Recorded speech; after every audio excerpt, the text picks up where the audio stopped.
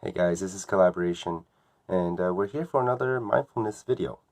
So just a little disclaimer, I am in medical school and I am finishing up with medical school, and a lot of my analogies and um, thought patterns are going to be following medical worlds. It's just how I think. And so without further ado, we're going to talk about a few topics. So one of which is EQ. What is EQ and why is it important, right? So I read an article on Forbes, and they said that the top, I think, 50 or 200 most successful people on Earth, what was their common denominator? It wasn't IQ, surprisingly. Not all of them had very high IQs, and there was no statistical evidence to prove that.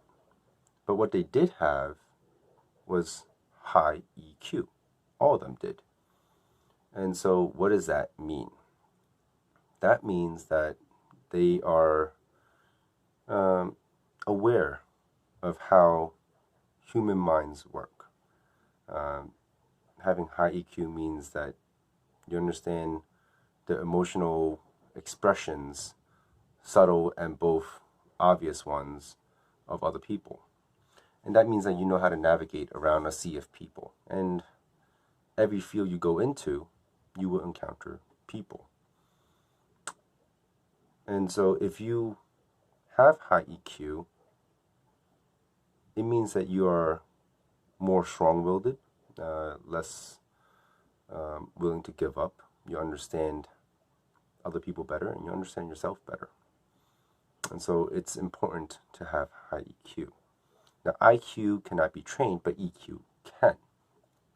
And so how do you train EQ? For me, I think mindfulness is one of the best ways. And by all means, you can always look for other mindfulness videos. There are tons on YouTube. I'm just providing my own experience, and hopefully I can help somebody with it. So different people go about it different ways. Some people sit down and meditate, and they reflect. Reflecting is one of the best ways to be judge-free of yourself and really analyze yourself. You sit down and think about what happened today, or what events transpired, and how did you handle it? How did other people react? How did you react? Was it out of anger? Did you have to say those words? Did you do good? And should you continue handling situations like this? Some people like to do it within a meditation session. Some people, like me, would do it after every event. I do it automatically.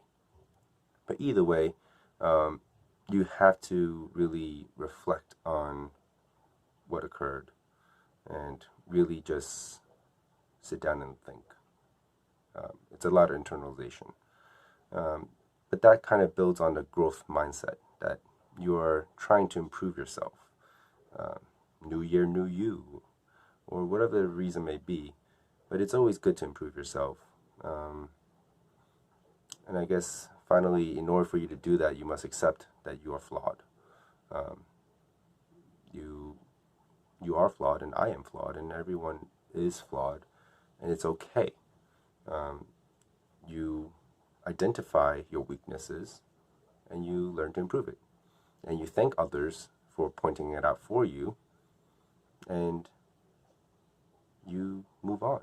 You improve, because not everyone is willing to sacrifice their time to tell you what you can work on. And so if they do, then they're taking their precious effort and time. That means they care about you. And so it's a good thing, and thank them, right? It's a short video.